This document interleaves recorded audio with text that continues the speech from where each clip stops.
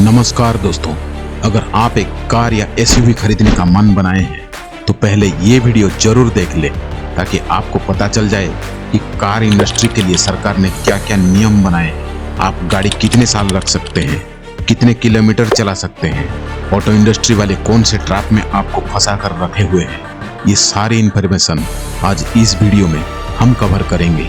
इन सब को देखकर आपको अपने पास एक 4 व्हीलर रखनी चाहिए या नहीं आज पता चल जाएगा। तो चलिए वीडियो शुरू करते हैं। दोस्तों, गवर्नमेंट का कहना है BS6 के हिसाब से पर्यावरण की सुरक्षा के लिए कोई भी डीजल कार 10 साल और पेट्रोल कार 15 साल से ज्यादा होने पर उसके री रजिस्ट्रेशन नहीं किए जाएंगे। यानी कि रजिस्ट्रेशन नहीं हुआ तो आप उसे रास्ते पर चला नहीं पाएंगे।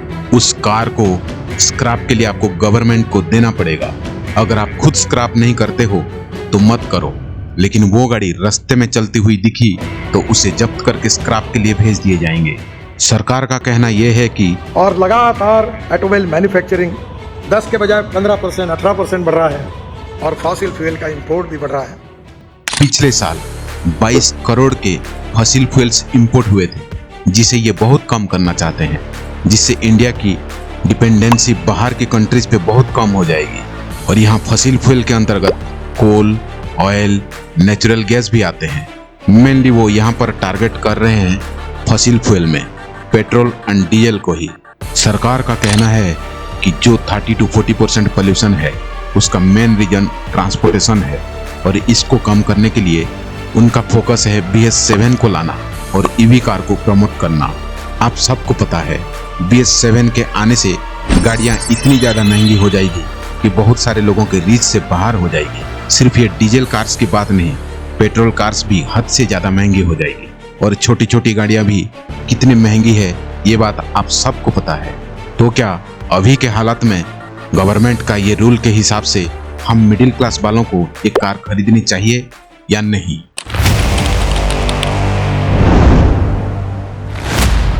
एक जमाना हुआ करता था जब अगर किसी के पास मोटरसाइकिल होती थी तो सब लोग उसको भी एक अमीर आदमी की तरह देखते थे। और अगर गाड़ियों की बात करें तो प्रीमियर की पद्मिनी और एम्बेसडर के 2 गाड़ियां हुआ करती थी, जिनको सिर्फ बड़े बड़े पॉलिटिशियन या फिर बिजनेसमैन इस्तेमाल करते थे। पर आज वक्त इतना बदल चुका है, जहां हमारे पास एक बाइक लेने तक के पैसे नहीं थे, वहीं आज कार लेने के लिए ढेर सारे फाइनेंस का ऑप्शंस अवेलेबल है। खासकर हमारे इंडिया में कार हो या एसयूवी, एक 4 व्हीलर होना हम मिडिल क्लास वालों के लिए एक स्टेटस माना जाता है। सोसाइटी में हम मिडिल क्लास वाले इसे शान की तरह देखते हैं। हर मिडिल क्लास वाले फैमिली का एक सपना होता है कि हमारे पास भी एक 4 व्हीलर हो ताकि हम भी अपनी मर्जी से अपने फैमिली के साथ किसी लॉन्ग ट्रिप पर जाएं, खुशियां मनाएं।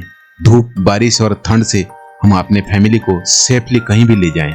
एक कार खरीदने के लिए हम मिडिल क्लास वाले फाइनेंस में गाड़ी खरीदने के लिए भी पीछे नहीं हटते हैं। 2024 के एक डाटा के अनुसार आज इंडिया में हर 5 में से 3 गाड़ियां लोन पर है। आज हम सब लोगों में गाड़ी खरीदने की इतनी ज्यादा जल्दबाजी है कि हम लोग लोन लेकर घर खरीदने के बजाय पहले गाड़ी लेना प्रीफर करते हैं।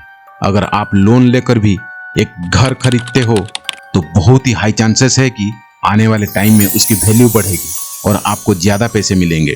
लेकिन अगर गाड़ियों की बात करी जाए तो जैसे ही आप एक गाड़ी को शोरूम से बाहर निकालते हो तो उसकी वैल्यू उसी समय ही 10% तुरंत गिर जाती है।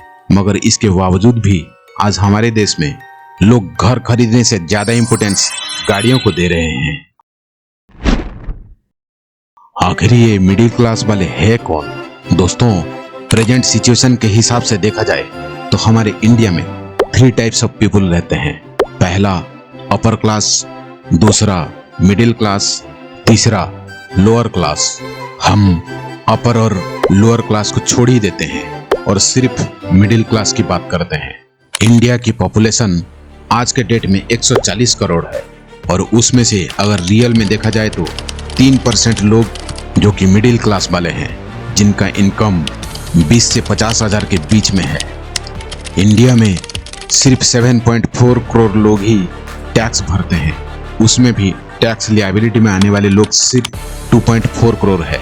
यानी कि हमारे इंडिया के सिर्फ 1.6% लोग ही 5 लाख से ज्यादा कमाती है। इसके बावजूद भी हमारे इंडिया के 6.4 करोड़ फैमिली ऐसे हैं जो 4 व्हीलर अपने पास रखे हैं। इस रिपोर्ट के मुताबिक 80% गाड़ियां फाइनेंस से लिए जाते हैं, यानी कि गाड़ी खरीदने के लिए लोन लिया जाता है। और ये सब के सब मिडिल क्लास वाले ही हैं। और इन सब के पास हैचबैक से लेकर एसयूवी तक गाड़ियां हैं। और इन सब के इतने गाड़ियां खरीदने के पीछे भी ऑटो इंडस्ट्रीज का एक ट्रैप है। साल 2016 से लेकर 2024 के बीच में फीचर बेस्ड कार की डिमांड कई गुना बढ़ गई। ऐसा इसीलिए क्योंकि जब भी कोई कंपनी कार लॉन्च करती है तो वो हर एक मॉडल के कई वेरिएंट्स लॉन्च करती है। आप कभी नोटिस करना, बेस मॉडल से लेकर टॉप मॉडल तक गाड़ी के जो भी वेरिएंट है वो बिल्कुल सेम रहते हैं। बस जो फर्क आता है वो आता है फीचर्स में। और कंपनी वाले ये जानबूझकर करते हैं। गाड़ी के बेस मॉडल में जो फीचर्स होते हैं वो बहुत ही बेसिक फीचर्स होते हैं, मगर जो टॉप मॉडल है उसमें कंफर्ट और कन्वीनियंस इन दोनों के हिसाब से फीचर्स डाले जाते हैं। क्योंकि जो कार कंपनीज है उनको इंडियन कंज्यूमर्स की साइकोलॉजी अच्छी तरह से समझ में आती है। आप अपने आसपास देखो, किसको देखकर आपको ये फील होता है कि इसका सोशल स्टेटस बहुत अच्छा है, उसी को देखकर होता है ना जिसकी जिंदगी में आपको ऐशो आराम दिखे, कंफर्ट दिखे। कार कंपनीज ने इसी चीज को पकड़ा और इस तरीके से गाड़ियों के मॉडल्स को डिजाइन किया ताकि लोग कंफर्ट के नाम पर सोशल स्टेटस खरीदने लगे। यकीन नहीं आ रहा है तो अपनी आंखों से खुद देख लो। ये है Tata Nexon lower model, manual और पेट्रोल, जो कि 1199 सीसी का है और इसका एक शोरूम प्राइस है 8,70,000। और ये हायर मॉडल की प्राइस को देखो जिसका एक शोरूम प्राइस है 14,80,000। अब आप खुद देख लो, सिर्फ कुछ फीचर्स के लिए आपकी जेब से 6 लाख ज्यादा खींच लिए जाते हैं। ये तो थी कार कंपनीज के ट्रैप। अब चाहे आप बिस्किट खरीदो या फिर घर, आपको टैक्स तो देने ही पड़ेंगे। अब जब आप कार खरीद रहे हैं तो उसमें टैक्स देने से आप कैसे बच सकते हैं? सबसे पहले आपको देना पड़ेगा जीएसटी, जो कि 28% है, प्लस सेस टैक्स। अब आप ये पूछोगे कि सेस क्या है? सेस टैक्स एक पर्टिकुलर टाइप का टैक्स है जो गवर्नमेंट कुछ पर्टिकुलर काम करने के लिए हमसे लेती है। जैसे कि एक एग्जाम्पल है, स्वच्छ भारत मिशन के लिए गवर्नमेंट हमसे सेस लेती है, यानी कि सफाई मेंटेन रखने के लिए, जो कि एक पर्टिकुलर मिशन स्वच्छ भारत योजना के तहत है। अब हम बात करते हैं गाड़ियों के ऊपर के टैक्स की। कई कार में जो सेस है वो 22% तक लग सकता है, यानी जीएसटी 28% और सेस 22%, टोटल 50%। अब जो गाड़ी 4 मीटर के लेंथ से कम होगी उस पर सिर्फ 1% सेस लिया जाता है, यानी कि 28% जीएसटी और 1% सेस। और आपको डरने की जरूरत नहीं है क्योंकि ये जो अमाउंट है वो ऑलरेडी एक शोरूम प्राइस में इंक्लूडेड है। इसका मतलब ये है कि गवर्नमेंट अगर आपसे जीएसटी और सेस नहीं लेती तो ये जो गाड़ी टाटा नेक्सन है वो आपको पड़नी थी 6,17,700 की। बट एनीवेज, एक और इंटरेस्टिंग फैक्ट है कि अगर आपकी गाड़ी 4 मीटर से थोड़ी सी भी लंबी हो जाए तो जो सेस है यहाँ 17% से 22% तक लगता है, यानी कि 28% जीएसटी और 17% सेस। कुल मिलाकर इस तरीके से आप इस चार्ट को भी देख सकते हैं, इसमें अलग अलग तरीके की स्पेसिफिकेशन के बेसिस पर अलग अलग टैक्स है, जिसमें अगर फॉर्च्यूनर या उस टाइप का कोई भी एसयूवी आप खरीद रहे हो तो उसमें आपको 50% तक टैक्स लगेगा। यानी कि कोई गाड़ी अगर उसका प्राइस 40 लाख है तो उसमें से आप 20 लाख सिर्फ गवर्नमेंट को टैक्स दे रहे हो। भाई ये तो सिर्फ नॉर्मल कार के हिसाब से है। अगर आप कहीं सुपर कार्स खरीद रहे हो तो उसका तो छोड़ ही दो, वो तो हम मिडिल क्लास वालों के पहुंच के बाहर है।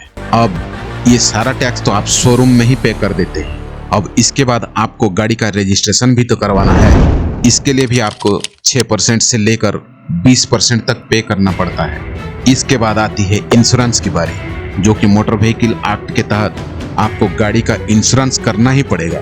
छोटे कार के लिए तो थोड़ा कम प्राइस रहती है, लेकिन अगर आप एसयूवी ले रहे हैं तो उसमें बहुत बड़ा अमाउंट आपको इंश्योरेंस के तौर पर पे करना पड़ता है। कम से कम 10 से 15 हजार इंश्योरेंस पे करना पड़ता है छोटे गाड़ी में, और ये सिर्फ एक साल की नहीं, हर साल पे करना पड़ता है। हालांकि दूसरे साल से इंश्योरेंस के लिए आपको 4000 से लेकर 8000 के बीच पे करना पड़ता है। अब ये तो हो गई गवर्नमेंट को टैक्स पे करने की बात। अब हम एक और रियलिटी जान लेते हैं। हम मिडिल क्लास वाले 10 में से 9 लोग कार को लोन में ही खरीदते हैं। जनरली हमें कार का 20% एज ए डाउन पेमेंट देना पड़ता है, लेकिन बाकी का जो 80% हमें फाइनेंस से मिल जाता है, और ये फाइनेंस होने वाला अमाउंट का 9% इंटरेस्ट भी देना पड़ता है। यानी कि हमें कम से कम 1 से 2.5 लाख रुपया एक्स्ट्रा पे करना पड़ता है, वो भी इंटरेस्ट के तौर पर। अब इतने सारे पापड़ बेलने के बाद फाइनली हमें एक कार मिल पाती है, तो क्या हम अपने कार को पूरा यूज कर पाते हैं? क्या अपने लगाए हुए पैसे का पूरा फायदा उठा पाते हैं? हम मिडिल क्लास वाले एक गाड़ी खरीदते हैं और उसे जिंदगी भर सहेज कर रखते हैं। अपने बेटे से भी ज्यादा प्यार करते, हर दिन सुबह उठकर गाड़ी को पोंछते रहते हैं। हमारी इनकम इतनी नहीं रहती है कि हम हर दिन कार को चलाने के लिए पेट्रोल का खर्चा उठा सके, क्योंकि भाई हम मिडिल क्लास वाले हैं। कई जिम्मेदारी और घर का खर्चा मेंटेन करना होता है। हम उस गाड़ी को तब यूज करते हैं जब हमें कहीं दूर जाना हो, वो भी अपने फैमिली के साथ। यानी कि हमारे गाड़ी हर महीने नहीं बल्कि साल में 4 या 5 बार निकल। और कुछ लोग रहते हैं जो थोड़ा बहुत घूमने फिरने के लिए महीने में 2 या 3 बार गाड़ी को यूज कर ही लेते हैं, वो भी ज्यादा दूर नहीं, मुश्किल से 50 या 100 किलोमीटर। यानी कि देखा जाए तो हम मिडिल क्लास वाले कार तो ले लेते हैं, लेकिन मुश्किल से साल भर में 1000 से 1500 किलोमीटर ही चला पाते हैं। कुछ लोग रहते हैं 3000 तक का भी चला लेते हैं। वैसे अगर हिसाब किया जाए तो गवर्नमेंट की रूल के हिसाब से आप एक पेट्रोल कार को 15 साल से ज्यादा नहीं रख सकते। तो 15 साल में ज्यादा से ज्यादा हम 20 से 40 हजार किलोमीटर ही सफर किए रहते, और कुछ लोग ज्यादा भी चला लिए तो 50,000 तक भी जा सकते हैं। आज के डेट में कार कंपनी वाले 3 इयर्स या तो 1 लाख किलोमीटर तक जो भी पहले हो जाए तब तक फ्री सर्विस देते हैं। हम मिडिल क्लास वाले उसे भी पूरा नहीं कर पाते हैं। भाई मैं अपने घर की बात कर रहा हूँ। हमने एक कार 2011 में खरीदी, जो कि अभी 2024 तक हम लगभग 35,600 किलोमीटर, वो भी मनमाने तरीके से ही चलाने के बाद इतना किलोमीटर चला पाए हैं। तो आप सोच सकते हो, जब गवर्नमेंट की स्क्रैप पॉलिसी है कि 15 साल के बाद आप गाड़ी को रोड पर नहीं चला सकते, तो हम मिडिल क्लास वाले जो मुश्किल से एक कार खरीदते हैं, वो भी अपने लिए, जो अभी तक पोल्यूशन लेवल को ब्रेक भी नहीं किया है, जब उसे स्क्रैप करने के लिए देना पड़ रहा है तो हमें कैसे लगता होगा। सिर्फ यही नहीं, एक गाड़ी खरीद कर घर लाने के बाद उसके साथ हमारे कुछ इमोशन भी जुड़े हुए रहते हैं, कुछ यादें भी जुड़े हुए रहते हैं, जिसके चलते हम उस गाड़ी को अपने से दूर करना नहीं चाहते हैं, भले वो रास्ते में चले या ना चले। अब हम जान लेते हैं कि इसमें गवर्नमेंट और ऑटो इंडस्ट्री को कितना फायदा है। एक बार आप ऑटो इंडस्ट्री के ऊपर नजर डालकर देखो। अगर हम 2023 की बात करें तो इंडिया में 2.84 करोड़ व्हीकल्स मैन्युफैक्चर हुए। इंडिया की मैन्युफैक्चरिंग जीडीपी में ऑटोमोबाइल इंडस्ट्री का 35% कंट्रीब्यूशन, जो बहुत बड़ा है। अगर सिर्फ टैक्सेस की बात करें, और वो भी सिर्फ और सिर्फ जीएसटी का, तो वो नंबर है हमारा 3 लाख करोड़, और ये पिछले साल का है, मीन्स एक ही साल के है। 2023 और 24 का टोटल इंडिया का जीएसटी जो कलेक्ट हुआ था, वो था हमारा 20 लाख करोड़, जिसमें से 3 लाख करोड़ था सिर्फ ऑटो इंडस्ट्रीज का। तो आप ये सोच सकते हो कि ऑटोमोबाइल इंडस्ट्री कितना ज्यादा यहाँ पर सरकार को प्रॉफिट दे रही। अब हमारे गवर्नमेंट भी चाहती है कि ये इंडस्ट्री बूम करे। अब ये बूम क्यों करे? बूम इसीलिए करे ताकि ज्यादा गाड़ियां बिके, ज्यादा टैक्स कलेक्ट हो। ऑब्वियसली इसमें फायदा गवर्नमेंट को ही होगा, और उसके साथ ऑटो इंडस्ट्री का भी फायदा होगा। इसीलिए गवर्नमेंट ने कुछ टाइम पहले ही स्क्रैप पॉलिसी को इंट्रोड्यूस कर दिया है। गवर्नमेंट का रूल है कि डीजल कार को 10 साल और पेट्रोल कार को 15 साल यूज करना है। उसके बाद सरकार आपसे वो गाड़ियां छीन लेगी, या फिर उसे बहुत कम रेट पे बेचना पड़ेगा। सोचो, आपने जो गाड़ी बेची है वो इतनी भी खराब कंडीशन में नहीं थी, और सबसे मेन बात, उन गाड़ियों को डंप कराने से सरकार पोल्यूशन लेवल में कोई भी डिक्रीमेंट नहीं ला पाई। लेकिन अभी रिसेंटली गवर्नमेंट की एक मीटिंग हुई थी सियाम के साथ। ये जो सियाम है, आप ऐसे समझ लीजिए कि एक पूरी ऑटोमोबाइल इंडस्ट्री को को रिप्रेजेंट करता है। इस मीटिंग में गवर्नमेंट ने बोला आप स्क्रैप यूनिट्स बनाइए। अभी रोड पे 3 करोड़ से ज्यादा गाड़ियां हैं जो नियर एंड ऑफ लाइफ है। भाई गवर्नमेंट अभी जिसको नियर एंड ऑफ लाइफ बोल रही है ये गवर्नमेंट के हिसाब से है, हमारे हिसाब से नहीं है। तो गवर्नमेंट का कहना ये है ये जो सारे स्क्रैप गाड़ी आपको रद्दी के भाव पे मिल जाएंगे, आप इसको रिसाइकिल कीजिए। इसमें से कोई पार्ट अगर आप यूज कर सकते हैं तो उस पार्ट को यूज कर लीजिए। काफी सारे मटेरियल आपको मिल जाएंगे जैसे कि आपका एल्यूमिनियम हो गया, लोहा का चैनल हो गया, इंजन का कुछ पार्ट्स हो गया। ऐसे उसमें बहुत सारे एलिमेंट्स रहते हैं जो खराब नहीं हुए रहते हैं, उसको आप रीयूज कीजिए जिससे कि आपकी प्रोडक्शन कॉस्ट में काफी कमी आ जाएगी। तो दोस्तों इस चीज से आप समझ सकते हो गवर्नमेंट ने उन्हें सिंपली ये बोला है कि भैया उनकी पुरानी गाड़ियां खरीदो। आपको पता है ना रद्दी के भाव पे बेचेंगे। लोगों के पास और कोई ऑप्शन ही नहीं है, वो गाड़ियां आप उठा लो। उन गाड़ियों का सारा सामान, वो मेन पार्ट्स, मटेरियल, सब चीजें आप यूज करो जिससे आपके प्रोडक्शन कॉस्ट कम होगी। मतलब जितना पैसा पहले गाड़ी बनाने में लगता था उससे कम पैसे में गाड़ी आपकी बन के तैयार हो जाएगी। तो यहाँ पर बेनिफिट कंपनी का तो हो ही गया, और सरकार का क्या है, वो तो भर भर के टैक्स ले ही रहे हैं। इसमें सरकार का तो फायदा ही है लेकिन हम मिडिल क्लास वालों का नुकसान ही है। भाई जिसकी गाड़ी जाएगी वो तो नया गाड़ी खरीदेगा ही ना। तो इसका मतलब ये है कि हर तरीके से सरकार का बेनिफिट तो हम ही करने वाले हैं। गवर्नमेंट का कहना है कि जो 30 to 40% पोल्यूशन है उसका मेन रीजन ट्रांसपोर्टेशन है, और उसको कम करने के लिए उनका फोकस है BS7 को लाना और ईवी कार को प्रमोट करना। लेकिन रियलिटी क्या है जरा उसके ऊपर नजर फरमा के देखो। क्या सिर्फ मिडिल क्लास वाले जो बाइक या कार चला रहे हैं उसमें से पोल्यूशन बढ़ रहा है? क्या देश में जो इतने सारे इंडस्ट्रीज है जो कि इतनी मात्रा में पोल्यूशन हवा में छोड़ रहे हैं, लाखों करोड़ों पुराने डीजल ट्रक चलाते हैं, बस चलाते हैं, गवर्नमेंट इतने पुराने एरोप्लेन चलाते हैं, क्या ये पोल्यूशन नहीं करते हैं? क्या सिर्फ मिडिल क्लास वालों की गाड़ियां ही पोल्यूशन करती हैं? इस विषय पर गवर्नमेंट को दोबारा सोचना चाहिए। अगर गवर्नमेंट यहाँ पर फिटनेस सेंटर्स बनाती, वहाँ पर गाड़ी की चेकिंग होती, और अगर कार हमारी उन सारे फिटनेस क्राइटेरिया को पास कर देती तो उसका रहने देते, और अगर वो फेल हो जाते तो आप स्क्रैप कर लो। भाई गवर्नमेंट को ये रूल बनाना चाहिए ऑटो इंडस्ट्री के लिए कि तुम्हारी बनाई हुई इंजन का 1 माइलोमीटर रेंज सेट करना है, ताकि उतने किलोमीटर चलने के बाद उस इंजन का कोई यूज ही ना कर पाए। तो जिन लोगों की गाड़ी उतनी किलोमीटर रेंज कवर कर लेती है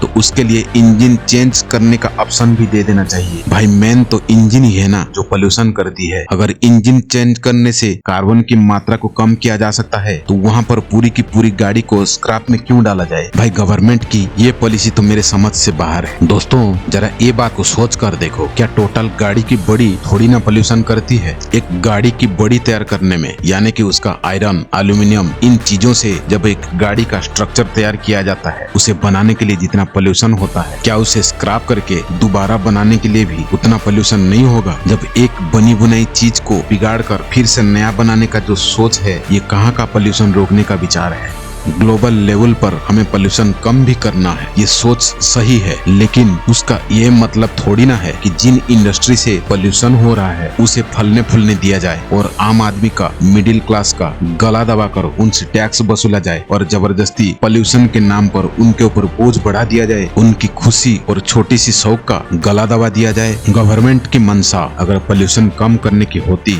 तो डायरेक्ट गाड़ियों को स्क्रैप करने का नियम नहीं ला। सीधी सी बात, गाड़ी में नया इंजन फिटिंग की बात कर या तो इंजन में चेंजेस करने की बात कर जिससे कि पोल्यूशन को कम किया जा सके। एक चीज मैं गवर्नमेंट को सजेस्ट करना चाहता हूँ कि जो भी चीज फोर्सफुली लाद दी जाती है पब्लिक के ऊपर वो लॉन्ग टर्म इम्पैक्ट नहीं देती। आप जिस भी कंट्री को देखकर ग्लोबल पोल्यूशन को कम करने की रूल अपने कंट्री में लगाना चाहते हैं, जरा उन कंट्री के पीपुल्स की इनकम कितनी है देख लीजिए, और हमारे इंडिया में हम मिडिल क्लास पीपुल्स के इनकम कितनी है उसे भी देख लीजिए। गवर्नमेंट और ऑटो इंडस्ट्री को पता है कि हमें गाड़ी चाहिए और हमें गाड़ी की लत लग चुकी, इसीलिए अपने मनमर्जी नियम ला रहे हैं। अगर हम सब मिलकर सिर्फ और सिर्फ 5 साल तक नया गाड़ी खरीदना बंद कर दे तो गवर्नमेंट की मोनोपोली और ऑटो इंडस्ट्री की मोनोपोली खत्म हो जाएगा। अपने आप गाड़ियों के ऊपर से टैक्स, GST की % को कम कर देंगे और ये बेफालतू की स्क्रैप नीति के ऊपर दोबारा सोचने पर सरकार मजबूर हो जाएगी। अब ये आपको तय करना है कि एक मिडिल क्लास वाले होने के नाते आपको एक कार खरीदनी चाहिए या नहीं। अगर खरीद रहे हैं तो कौन सा कार खरीद रहे हैं, हमें कमेंट में जरूर बताएं। अगर आपका कोई फ्रेंड या फैमिली मेंबर है जो कार खरीदने के लिए सोच रहा है तो उनके साथ आप यह वीडियो शेयर कर सकते, ताकि कार खरीदने से पहले उन्हें इसकी सारी हिडन कॉस्ट के बारे में पता चले और गवर्नमेंट के नियम के बारे में भी। अभी के